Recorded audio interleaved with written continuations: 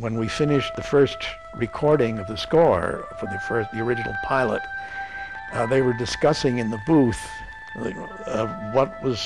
one of their problems was that they hadn't been able to find a good sound for the rocket ship going across the screen at the main title when you see it come in and shoot across the screen. So I said, you have nothing to lose. Let me go out there and give me a microphone that's open, and see what happens and run the picture. So they ran the picture, and I got close to the microphone, and I just went. Herb Solow was one of the people most responsible. Herb and Gene Roddenberry, I guess, were the two people most responsible for my doing the pilot of Star Trek.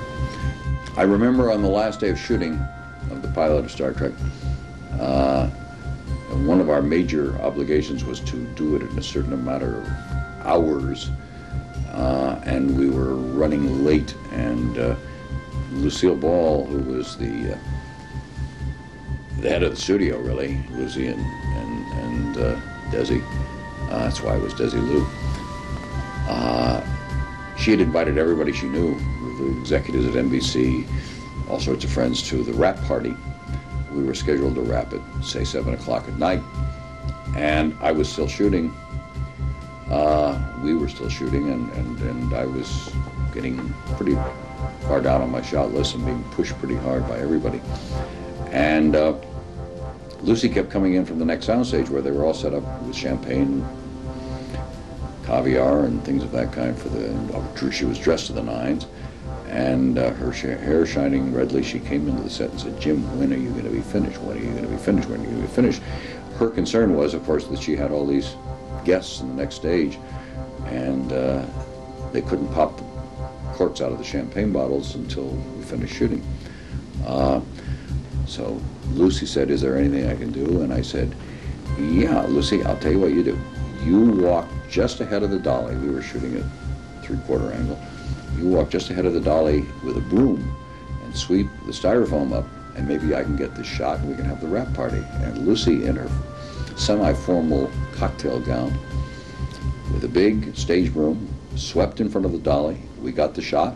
We all went in and had champagne. When you're trying to make rapport with a story editor who's going to respect your work, who's going to lend his own heart and soul to it, often give you the very best ideas that are in the script, came from his fertile sponge of a mind from all the stories he's heard and read, and he gives them to you freely, stealing them from wherever you can find them, and you change them and alter them and cram them into your story, and eventually it has a form. But it's part of a process, because the minute it's turned into a form, then you've got to turn it into another form called a script, and because you've only been writing the story up till now. And now you turn the script in, and it's only a first draft of the script. And they stab 16 wounds into the script that tear the symmetry and the purpose of it apart. And they say, "But we believe in you, kid. Go home, do it. You've still got..." And off you go to do it. And you do it again. And you do it several times before you finally get an acceptance, which then means they are going to pay you. And that's the lure that holds you together and holds them together. God bless them. We couldn't have done Star Trek without Gene Coon. With Gene Coon, we entered another whole era. He came along, it was about, I'd say, August, somewhere in August of 1966. And I didn't know him. I knew that he'd been working on Wild Wild West and evidently could churn out a goodly amount of material in a short amount of time. And in fact, I didn't make up my mind about Gene Coon until I read some of his work, some of his rewrites, and walked into his office one day and stood there astounded while he typed at approximately 80 million words a minute and churned out a script in like 3 or 4 days. I'd never seen anything like that before. Gene Coon was an absolute gem. As you know, he could type his story as he wrote it, and you could pull the paper out of the typewriter and send it right to Xerox. He did have a line, if I came in, he said, "I cannot design a show or do a show that's only got one set in it. Leave me alone." I never bothered him that much, but I adored working with Gene Coon. That was Gene Roddenberry's office back there, and Gene Coon was there, associate producer Bob Justman was there. The office staff was housed with them. Since everyone worked unusually long hours every day, I think it's important to call your attention to the office staff who were always there, working along with their bosses, and like everyone else, putting their lives on hold during the typical 14-hour Star Trek workday. Here was the Desilu Art Department and the Office of Production Designer, Art Director, Matt Jeffries. I had this built up so we could show a director what the set would look like when he got in it to work, because a great many of these pieces would be folded and back leaning up against the wall because we were short of stage space. So it was merely a tool to help let him understand what he was going to be faced with. This is a model, scale model. The red represents the stage walls, stage 9 at the original Desilu lot, and at a 1/4 inch to the foot, these are all of the sets that we had for the interior of the Starship Enterprise. This is the bridge with 2 of the typical units pulled out. Engineering, our corridor, and the infamous Jeffries tube there. This is Kirk's quarters and his office. The briefing room is over here. Sick bay down in the end, it's green.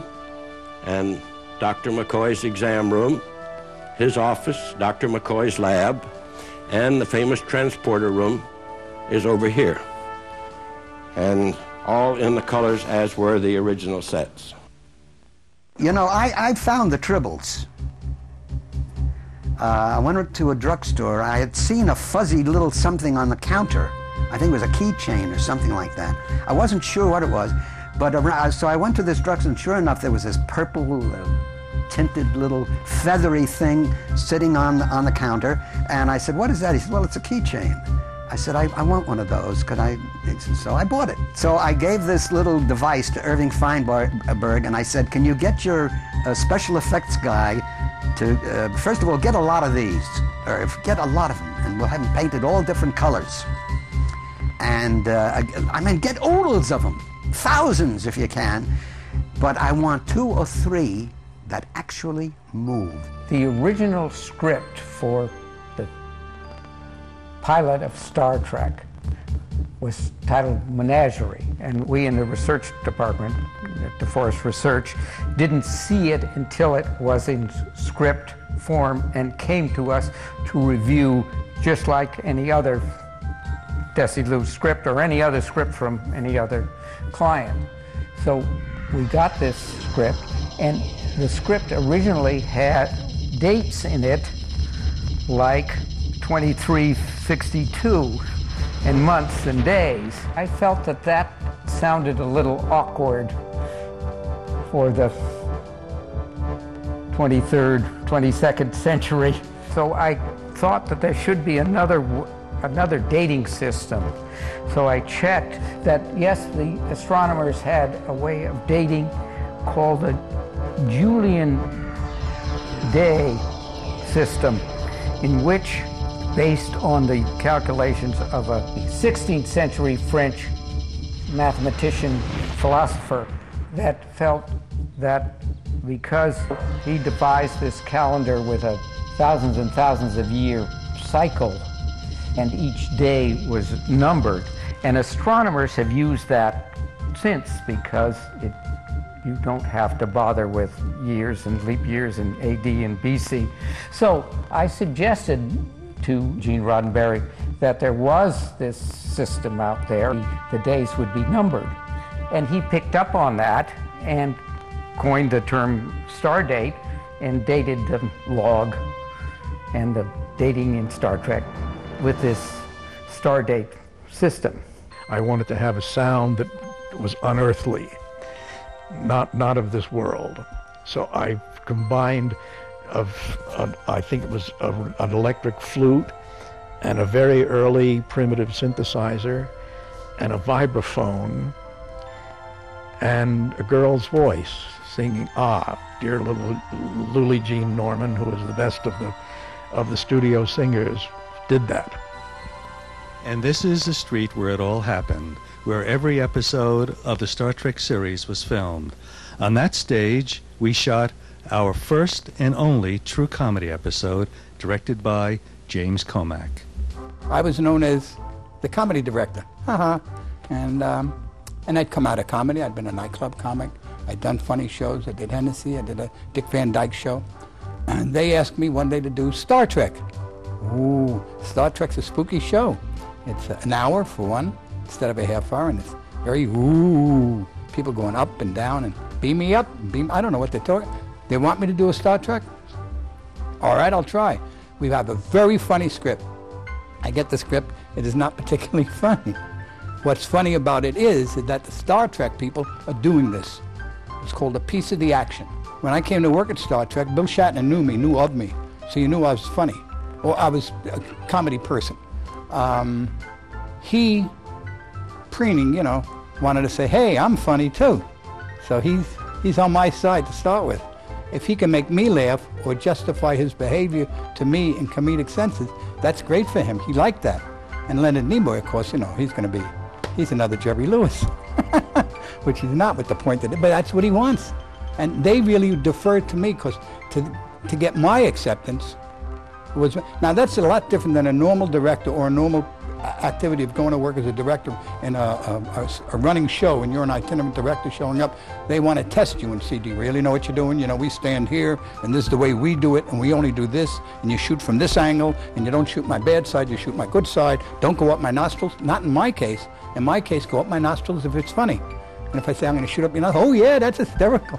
So they really got into it, and I had a great time because it was my acceptance they were looking for. And I did, for what I did in the days that I did it, I guess I got, you know, it was a funny show. And I have a scene with Uhura, and this is this black actress, Nichelle Nichols.